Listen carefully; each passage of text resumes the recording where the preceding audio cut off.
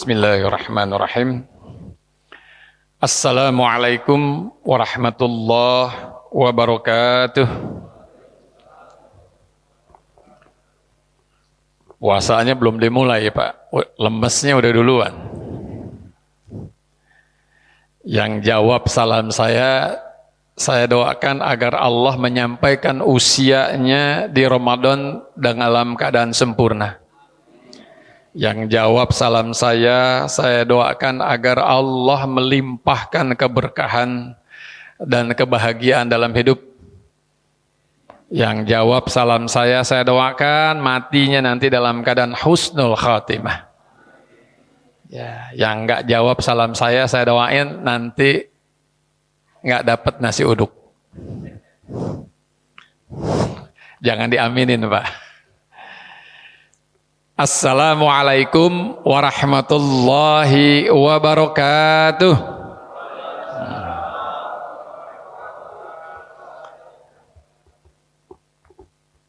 Alhamdulillahi rabbil alamin huwallazi khalaqas samawati wal ard wa anzala lana minas samaa'i ma'an fa'ambatna bihi hada'iqa dzata bahjah. Asyhadu an la ilaha illallah wahdahu la syarika lah. Wa asyhadu anna Muhammadan abduhu wa rasuluh la nabiyyu ba'dah. Allahumma shalli wa sallim ala sayyidina Muhammadin. Allahumma shalli wa sallim ala sayyidina Muhammadin wa ala alihi wa sahbihi ajma'in, amma ba'd. Bapak Ibu yang dirahmati Allah, segala puji hanya milik Allah, Tuhan yang telah menciptakan langit dan bumi beserta isinya, termasuk kita yang telah menurunkan air hujan, yang dengan air hujan itu tumbuhlah kehidupan. Salawat dan salam mari terus kita sampaikan kepada Nabi Allah Muhammad Rasulullah Sallallahu Alaihi Wasallam. Semoga juga tercurah kepada keluarga, sahabat, dan pengikutnya, dan mari berdoa terus semoga Allah memasukkan kita, menggolongkan kita ke dalam golongan Nabi Allah Muhammad Rasulullah SAW. Amin ya Allah ya Rabbal Alamin. Pertama, mohon maaf suara saya jadi mirip gitorolis nih ya. Yang tadi berjamaah agak terganggu dengan suara saya, mohon dimaafkan. Ini sudah 3 bulan kurang lebih nih suaranya begini. Sudah diobatin, tapi ngomongnya terus. Jadi suaranya serak terus. Ya. Ikhwati fillah rahimakumullah, mungkin obatnya kalau udah ketemu Pak Nung, barangkali sembuh nanti insyaAllah. Hari ini kita membahas tentang Ramadan. Takwa dan bahagia ini bagian dari mempersiapkan diri menghadapi Ramadan. Sebagian kita kalau bicara tentang mempersiapkan, yang terbayang adalah nyiapin kesehatan, menyiapkan rezekinya, ya. Dan bahkan rumah biasanya menjelang bulan Ramadan dicat. Masjid-masjid pun bebenah menjelang bulan Ramadan. Tidak salah sebenarnya, sungguh sebenarnya tidak salah. Cuma ada yang kurang. Apa yang kurang? Inilah yang sebahagian akan kita bahas. Nah, ikhwati fillah rahimakumullah, saya ingin memulai dari satu pertanyaan. Pertanyaannya sederhana, tapi penting juga saya kira untuk ditanyakan karena ini pertanyaan jawabannya mengandung hikmah yang besar. Bagaimana bisa seorang Muhammad Rasulullah Sallallahu Alaihi Wasallam punya sikap begitu mulia? Ini bukan tentang bahwa dia seorang nabi. Ada banyak nabi yang juga marah dengan kaumnya, tetapi ketika Rasulullah dihina, dia malah membalas dengan menyuapi orang yang menghina. Bagaimana bisa seorang Muhammad Rasulullah Shallallahu Alaihi Wasallam itu menjadi orang yang padahal sahabatnya kaya raya, tapi kok dia miskin? Coba renungkan secara logis. Seorang pemimpin punya sahabat kaya raya yang setiap waktu kalau diminta, jangankan sedikit, jangankan setengah, semua harta dari sahabatnya mereka akan rela untuk memberikan karena begitu cintanya pada Rasulullah SAW. Tapi kok nggak minta, dia malah memilih miskin. Dia seorang pemimpin yang bisa berkuasa dan memamerkan kekuasaannya. Hampir semua gadis di Madinah itu jatuh cinta, senang sekali kepada baginda Rasulullah SAW. Dan kalau diminta semuanya untuk menikah dengan Nabi, maka insya Allah semuanya akan mau. Tapi kenapa dia tidak melakukan? Padahal kecenderungan seorang laki-laki adalah begitu ngelihat perempuan cakep, langsung pengen memiliki. Kalau nggak percaya, tanya sama Pak Nong. Oh, sudah sebut terus ya. Berkah insya Allah. Insya Allah. Sebelahnya Pak Rozak, insya Allah kebagian nanti. Pak Rozak makanya tadi saya lihat sebelum dekat sama Pak Nong wajahnya agak murung.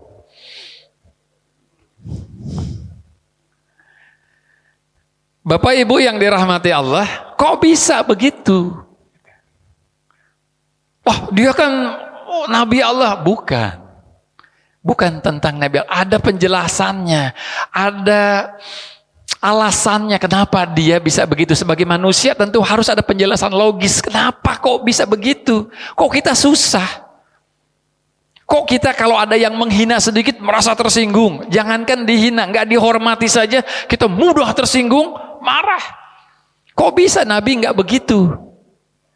Kok bisa kekuasaan yang dia pegang itu tidak membuat dia memanfaatkan itu? Sementara sekarang orang baru jadi anggota DPR, DPRD saja, lihat undang-undang nirlaba. Apa namanya? Nirlaba ya. Tentang ada nikel di sana, ada batu bara di sana. Itu undang-undang dibahas oleh para ahlinya, itu undang-undang merampok negeri ini habis-habisan. Itu baru punya kekuasaan sedikit. Kok Nabi bisa nggak begitu? Nah, jawabannya sederhana. Dan ilmu pengetahuan membuktikan bahwa jawabannya adalah bahwa Nabi Muhammad Rasulullah SAW adalah orang yang bahagia. Dia adalah manusia bahagia. Manusia bahagia itu manusia yang enggak lagi menderita dia ngelihat kekayaan orang lalu pengen memiliki. Manusia bahagia itu adalah manusia yang qanaah, cukup. Nah, kalau dari pagi sebelum subuh sudah berangkat nyari uang, pulang dalam keadaan gelap, tapi sholatnya asal saja, sesungguhnya kita ini manusia yang menderita. Kenapa? Hanya demi uang kita rela pontang-panting, tetapi untuk mendapatkan yang terbaik justru kita abaikan. Ini ilustrasi ini ya. Ini ilustrasi saja tentang manusia bahagia. Ilustrasi gambaran seperti apa manusia bahagia itu. Dan semua orang bisa melakukannya. Anak ini sandalnya putus, nggak punya uang untuk membeli. Tetapi sebagai manusia dia punya keinginan untuk punya alas kaki yang bagus.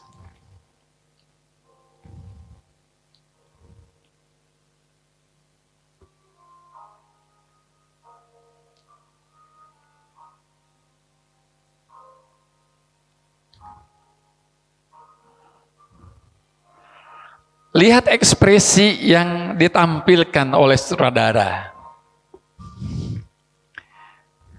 Ada ekspresi menyesal nggak?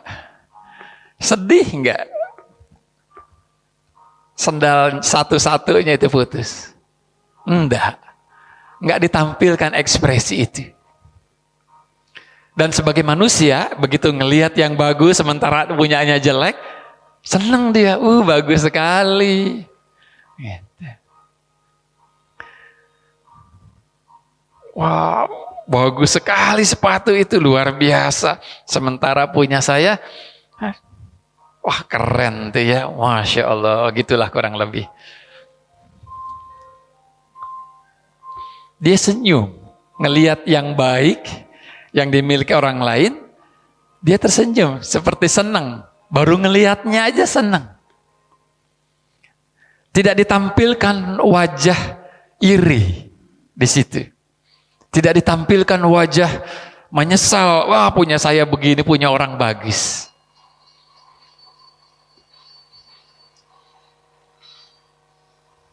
Ini adalah ilustrasi kehidupan. Kadang-kadang dan sering terjadi, kehidupan terjadi seperti ini, tapi kita tidak menyadarinya. Begitu ngelihat punya kita kurang bagus dibandingkan orang lain, yang kita lakukan biasanya adalah berusaha memilikinya, kalau perlu merebutnya. Seolah-olah hidup ini bermain-main ya. Memang demikian. Lagi pengen sepatu, ada sepatu orang lain tertinggal. Begitu dalam kehidupan. Kok kayaknya ada kesempatan nih. Ada bikin undang-undang, ada bikin isu, apa saja caranya supaya memiliki itu. Tapi selalu ada pilihan di hati kita. Daripada membenarkan, menjustifikasi, mengambil, saya kan lagi butuh. Ya, dia mah nggak butuh, dia mah punya banyak ini, dia mah orang kaya. Enggak. Ini punya orang. Berikan kepada yang berhak. Negeri ini punya rakyat. Berikan kepada yang berhak. Tapi apa yang Allah lihat dan Allah berikan kepada orang yang punya pikiran yang benar dan lurus.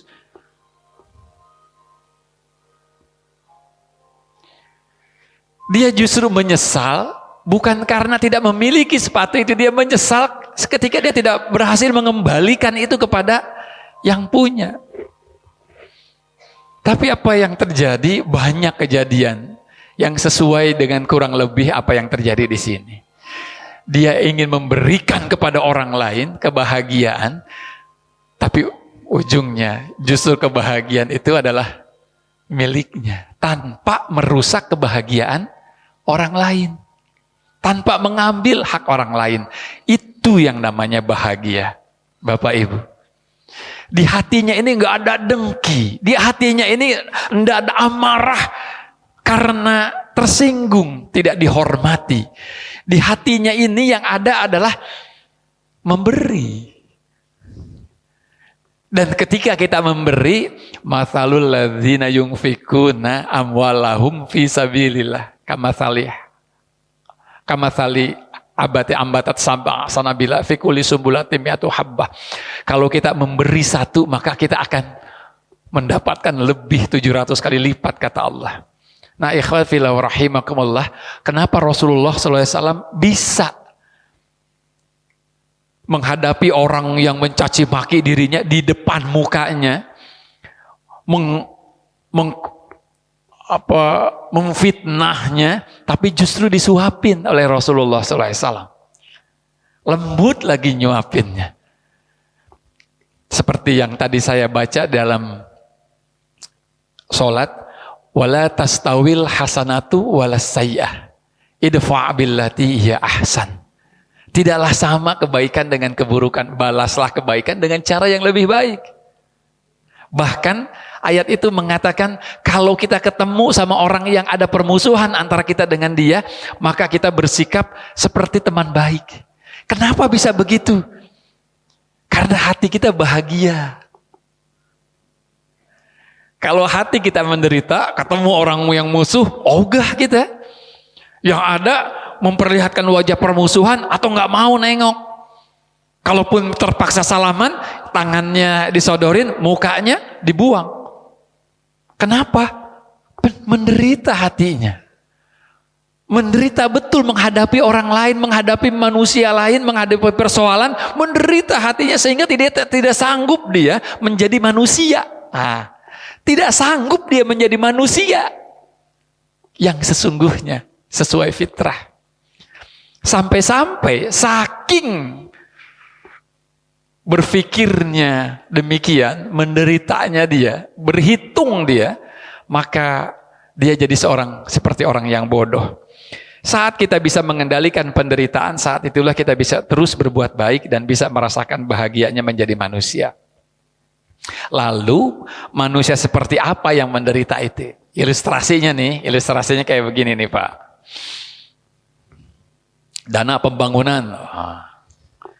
Wah, biasanya yang terpikir adalah potong, kesempatan, begitulah.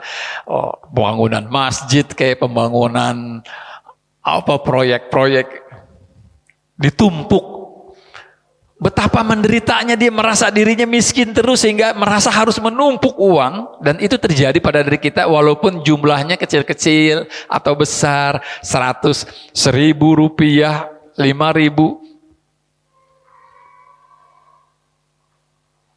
Nah, ikhwatifillah, bahkan di Perumnas itu, di perapatan kantor, ada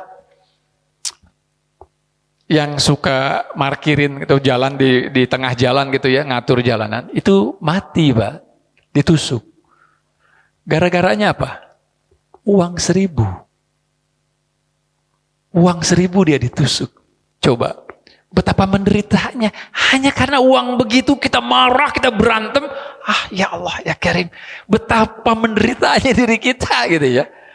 Nih, demi yang sedikit kadangkala kita mengorbankan yang besar. Contohnya ini. Maaf kalau gambarnya agak tidak santun, susah mencari yang.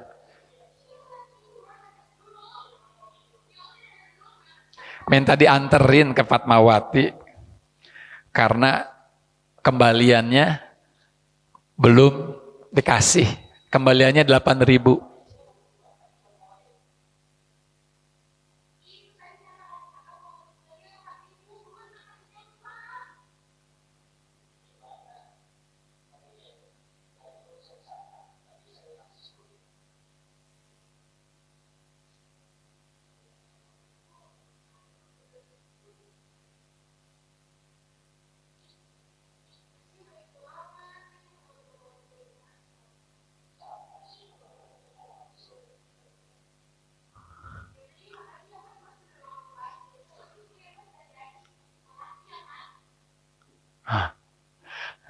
Ini ilustrasi saja Pak. Padahal dia udah kehilangan berapa tuh? Kita sering kali begitu. Kita kehilangan nilai kemanusiaan kita untuk mendapatkan nafsu kita. Kita kehilangan ridho Allah, kita kehilangan kasih sayang rahimnya Allah yang hanya diberikan khusus untuk orang-orang beriman. Kita kehilangan baldatun toiban warobun gofur, rela demi untuk ngejar yang sedikit. Nah, seringkali begitu ya. Jadi apa itu bahagia? Orang yang bahagia itu adalah orang yang bisa mengendalikan penderitaan.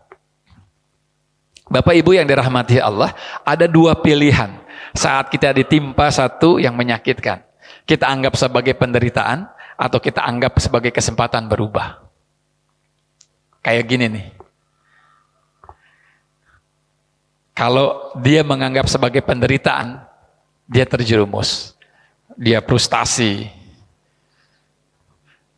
Tapi kalau dia menganggap ini kesempatan untuk berubah. Bapak tahu siapa dia? Dia adalah seorang motivator ternama di Amerika. Penghasilannya malah besarnya luar biasa. Motivator.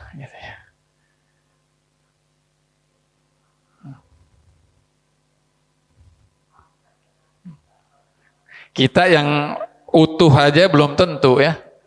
Mau serajin dia. Tuh dompetnya beda Pak Rozak. Mau punya dompet kayak begitu? Jangan Pak. Semuanya dia lakukan. Baik, itu hanya ilustrasi saja. Nah, ikhwan fillah rahimakumullah, apa itu? Imam Ghazali menyebut kondisi orang yang seperti Rasulullah tadi itu bisa dimiliki oleh manusia biasa seperti kita. Dalam Ihya Ulumuddin, Imam Al-Ghazali menyebutnya kondisi spiritual seperti itu disebutnya tajalli. Yaitu kondisi spiritual seseorang sudah menyatu dengan sifat-sifat Allah. Hati yang bahagia, hati yang menyatu dengan sifat-sifat Allah, Imam Al-Ghazali menyebutnya sebagai tajalli. Ingat nih, tajalli. Walaupun ini sering dipakai oleh orang-orang tarekat, tapi itu hanya istilah saja. Istilah orang yang sudah mencapai tingkat ketakwaan, gitu kurang lebih. Nah, ikhwan fillah rahimakumullah, tajalli itu adalah tingkat ketakwaan yang tinggi sebagaimana yang diharapkan oleh Allah bisa kita miliki ketika kita melalui bulan Ramadan, gitu maksudnya. Akhir Ramadan itu atau akhir dari saum itu diharapkan kita bisa menjadi la'alakum tattaqun. Tapi bisa nggak benar kita mencapai itu? Bisa. Sebelumnya untuk bisa mencapai tajalli itu ada syarat.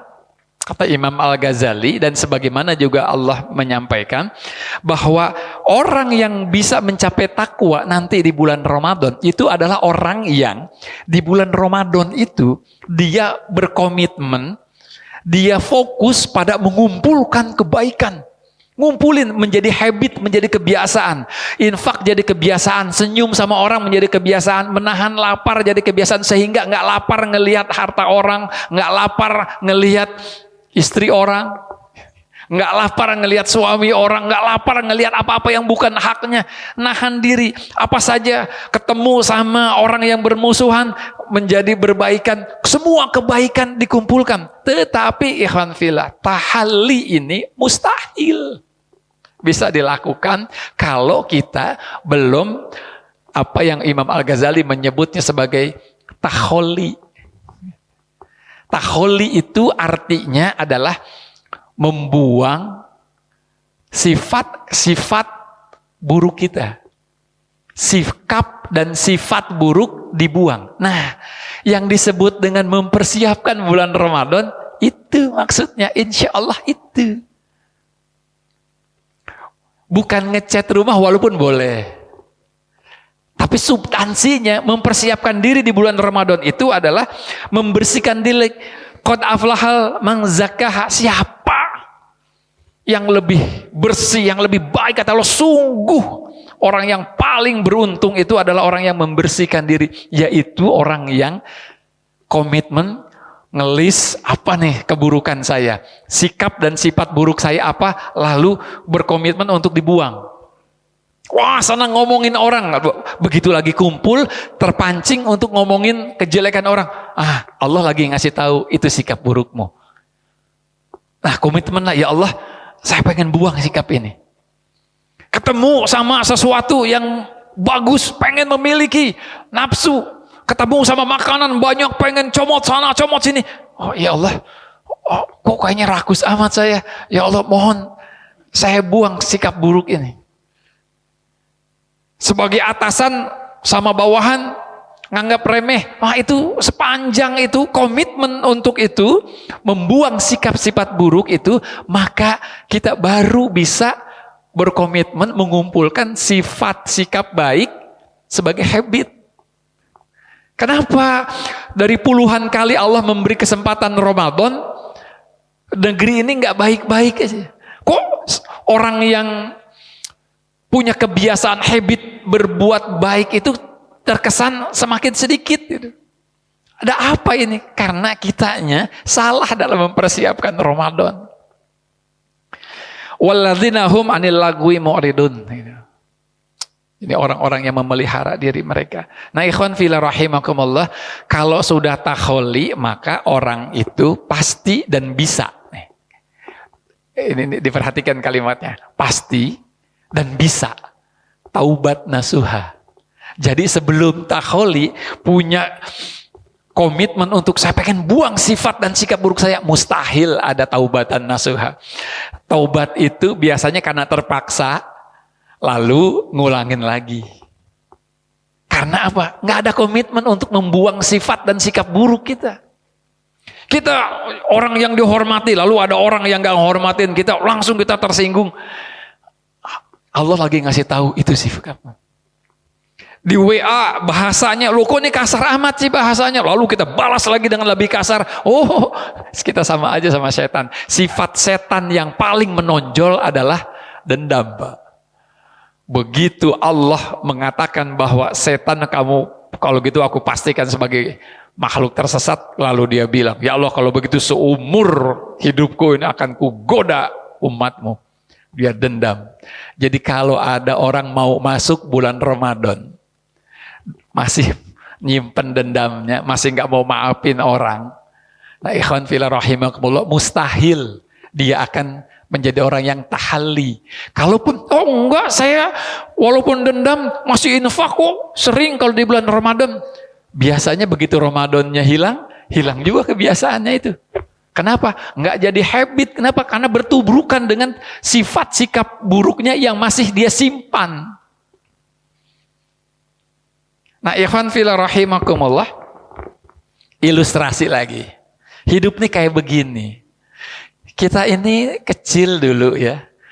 Kesenangan kita waktu kecil apa? Mainan sederhana. Ya. Lalu membesar kita mulai kenal kehidupan yang lebih sederhana. Kesenangan kita pun lebih berbeda, lebih berkembang sesuai dengan usia kita dan kemampuan tubuh kita. Semakin dewasa kita semakin menyenangi hal-hal yang di luar dari apa yang bisa dilakukan oleh anak-anak. Harta, kemudian bekerja dan harta menjadi orientasi kita. Tapi kita lupa bahwa setelah itu kita akan semakin melemah lagi sebagaimana waktu kita kecil dan waktunya sebentar. Kemudian kita pun hilang. Dan segitu saja hidup itu. Itu yang kita lupa. Nanti begitu sakaratul maut, malaikat maut sudah ada di hadapan, baru ingat seperti Fir'aun. Oh iya saya lupa ini, tapi sudah nggak ada kesempatan lagi. Nah, ikhwan fillah rahimakumullah, pengajian ini, tarhib Ramadan ini adalah kasih sayang Allah kepada saya, kepada kita semua. Betapa sayangnya Allah kepada kita. Sampai-sampai Allah sengaja menginspirasi, seolah-olah memaksa saya untuk ngomongin hal ini. Untuk kita. Lihat itu sebagai kasih sayang Allah. Ikhwan fillah rahimakumullah, itulah makna Ramadan. Itulah kenapa Ramadan kita perlu minta maaf pada orang yang pernah kita berbuat salah samanya.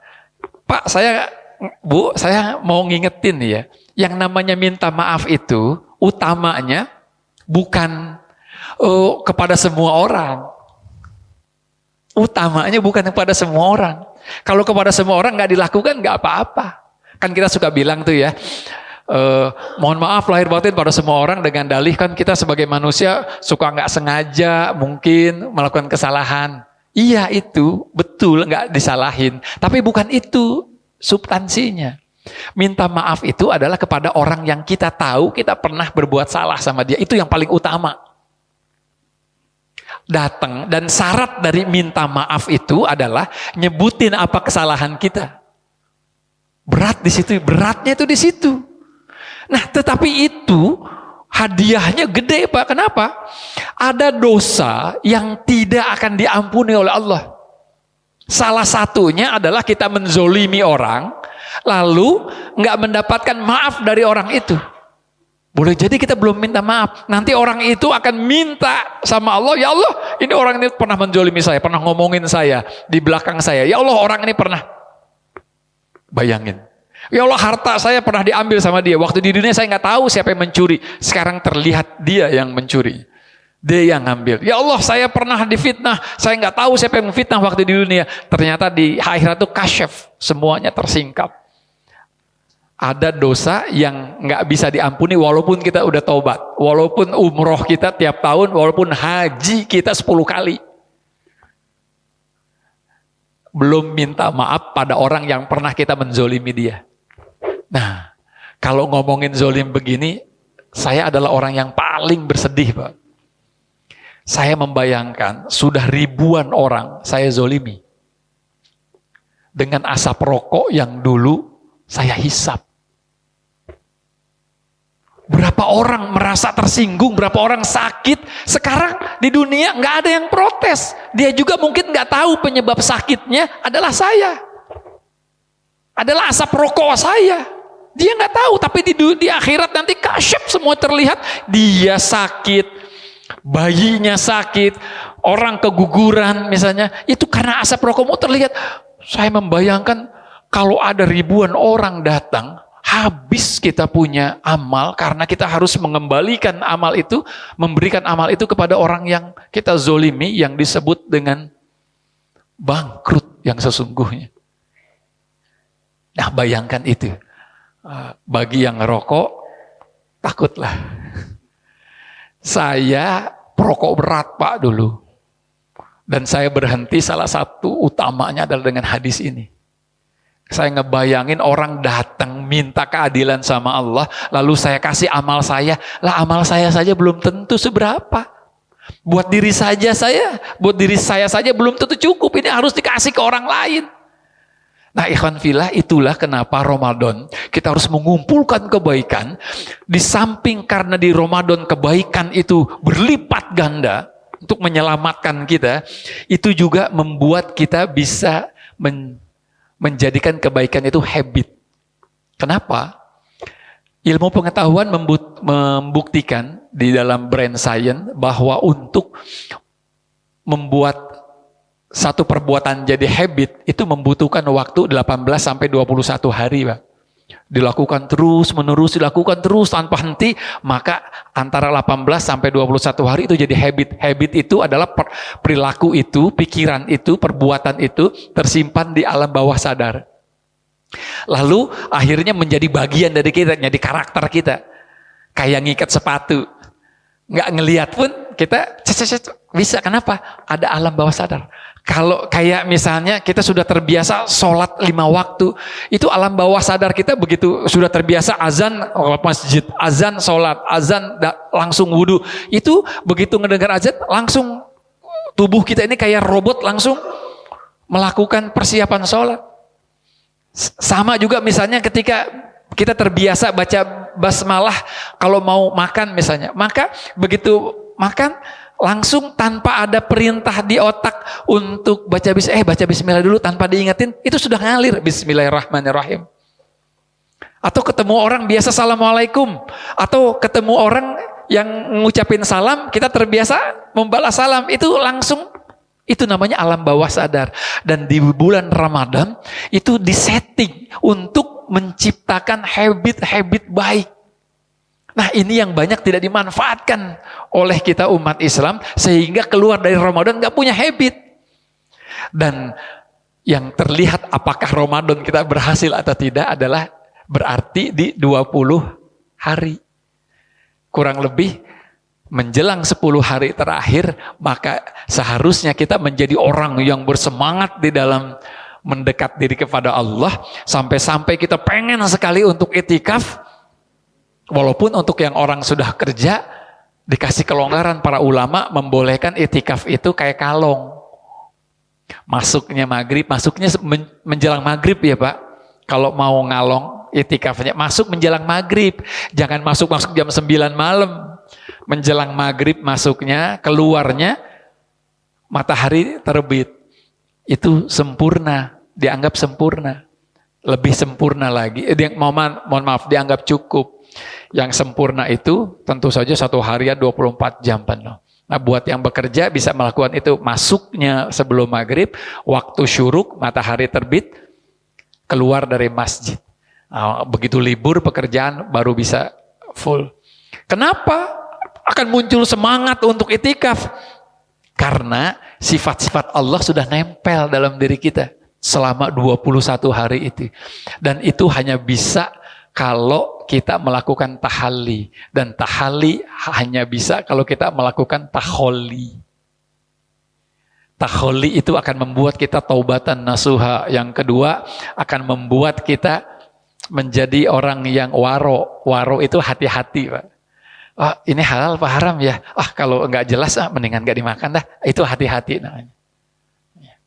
Ah, ini omongan saya bisa membuat orang sakit hati apa enggak ya? Kalau kira-kira bisa membuat sakit hati, enggak, tahan. Itu hati-hati namanya. Masuk restoran, ini sudah ada, kayaknya enggak kelihatan ada label halalnya.